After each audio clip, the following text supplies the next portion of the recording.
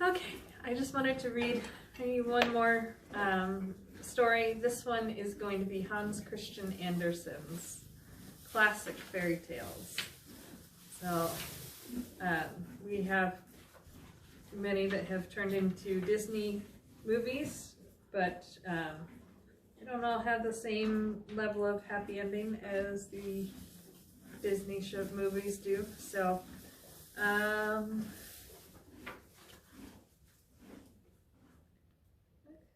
going to read The Rose Elf first, because I don't think I've read this one. And Airedale over here is going to help.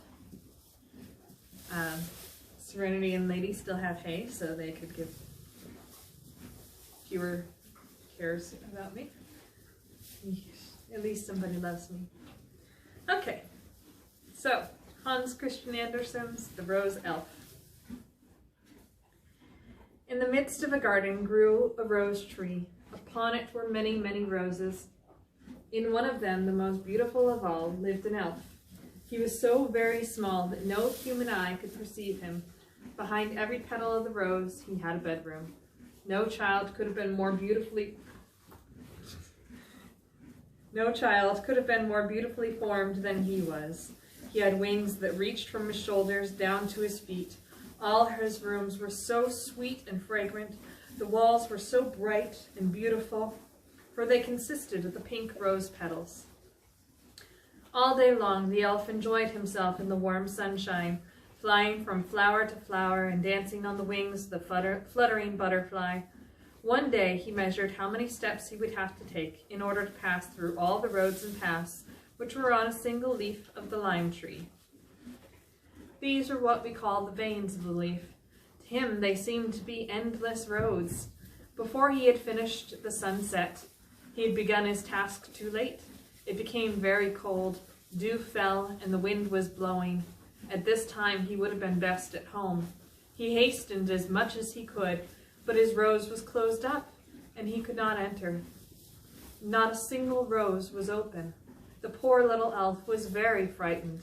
He had never been out of doors at night, as he had always sweetly slumbered behind the warm rose petals. This would mean certain death to him. The elf knew that at the other end of the garden stood a summer house covered all over with beautiful honeysuckle. The blossoms looked like large painted horns. In one of them, he thought, he might enter and sleep until the next morning. Thither he flew. But hush! 2 people were sitting in the summer house, a handsome young man and a beautiful girl. They sat side by side and wished that they need never part. They loved one another so much, much more indeed than the best child would love his father or mother. Alas, we must part, said the young man. Your brother dislikes me, and that is why he sends me on an errand so far away over mountains and seas. Farewell, my own dear love, for that you will always be to me. Then they kissed each other, and the girl cried and gave him a rose. But before she gave it to him, she so ardently pressed it to her lips that the flower opened. Now the little elf flew into it and rested his head against the fine, fragrant walls. There he could hear very well how they bade farewell to each other. He felt that the young man placed the rose on his breast. Oh, how his heart was beating! The little elf could not fall asleep, it throbbed so much. The rose did not long remain undisturbed on his breast. The young man, while walking alone through the dark forest, took it out and kissed it so often and so passionately that the little elf was almost crushed. He could feel through the leaf how hot the young man's lips were, and the rose had opened its petals as if the strongest midday sun were shining upon it. Then came another man, sullen and wicked. He was the malicious brother of the beautiful girl. He drew out a dagger, and while the other fondly kissed the rose, stabbed him to death. Then he cut off the head from the body and buried both in the soft ground under a lime tree. Now he's gone and forgotten, thought the murderer. He will never return again. He was to set out on a long journey over mountains and across the sea. On such an expedition a man might easily lose his life, and he has lost it. He will never come back, and my sister dare not ask me what has become of him. Thus thinking, he scraped dry leaves together with his foot, heaped them on the soft mold, and went home in the darkness of the night. But he was not alone, as he imagined, for the little elf was with him. He had seated himself in a dry, rolled-up leaf of the lime tree, which had fallen on the wicked man's hair while he was digging the grave. He had put his hat on now. It was very dark inside the hat, and the elf was trembling with horror and indignation at the evil deed.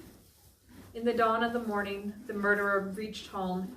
He took off his hat and entered his sister's bedroom. There, the beautiful girl with rosy cheeks was sleeping and dreaming of him whom she loved so dearly, and whom she supposed now to travel over mountains and across the sea. The unnatural brother bent over the girl and laughed hideously, as only evil demons can laugh. The dry leaf dropped out of his hair on her counterpane, but he did not notice it, and went out of the room to have a little sleep in the early morning hours. The elf left his resting place and slipped into the ear of the sleeping girl and told her, as in a dream, the horrible deed. He described the spot where the lover was stabbed and where his body was interred. He told her of the blooming lime tree standing close by, and said that you should not think all I told you is only a dream. You will find on your bed awakening a dry leaf. And when she woke, she really found it. Then she cried bitterly. The window was open all day long. The little elf might easily have returned to the roses and to the other flowers in the garden, but he had not the heart to leave the unfortunate girl. On the window sill stood a little bench of monthly roses in a flower pot. In one of its blooms, the elf sat down and looked at the poor girl. Her brother came several times into the room, and in spite of his crime seemed quite cheerful, and she had not the courage to say a word about her grief.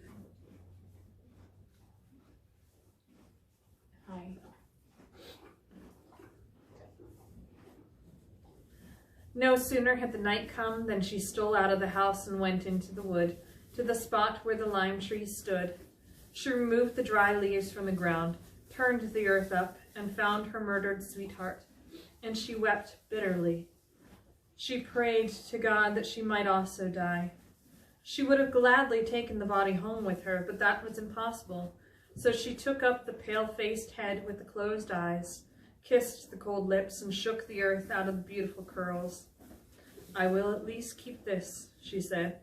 When she had replaced the mold and the dry leaves in the body, she took the head and a little bough of a jasmine bush growing near the spot where the body was buried, and returned home.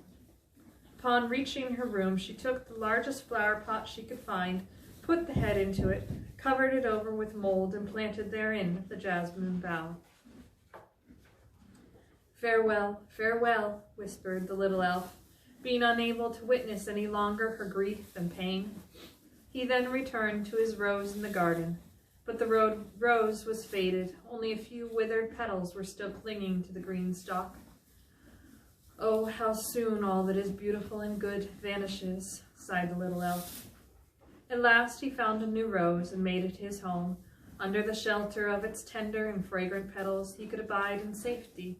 Every morning he flew to the window of the poor girl, and every morning he found her crying by the flower pot.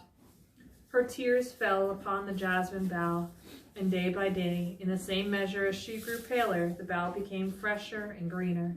One shoot after another sprang up. Many little white buds burst forth, and she kissed them.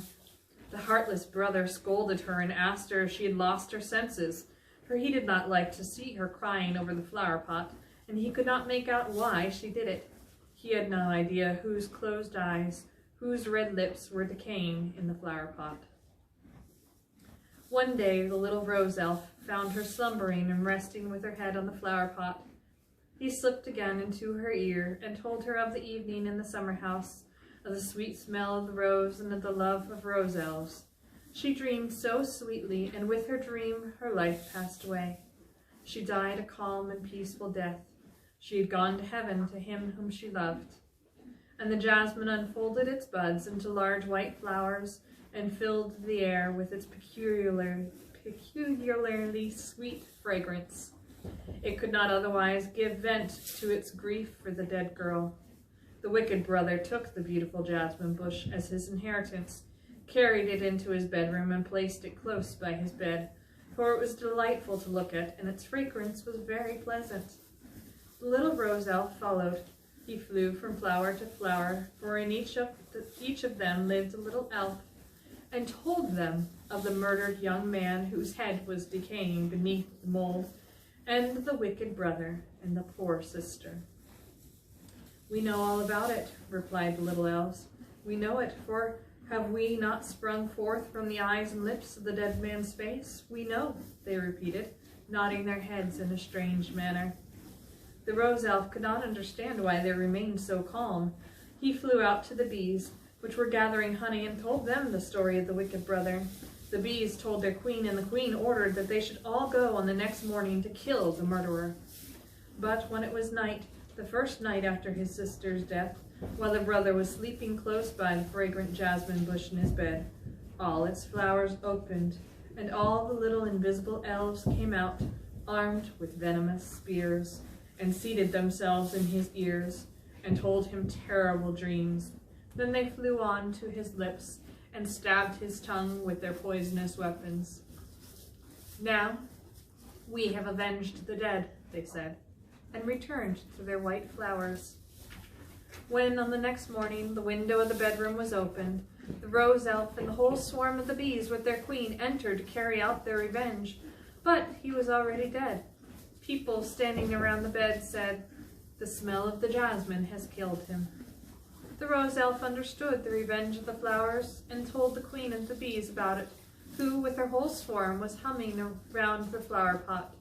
The bees could not be driven away from it, and when at last a man took up the pot, a bee stung him in the hand, so that he dropped it and broke to pieces.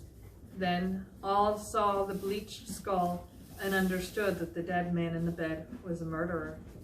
The queen of the bees hummed and sang of the revenge of the flowers and of the rose elf, and said that behind the smallest leaf dwells one who can disclose evil deeds and revenge them.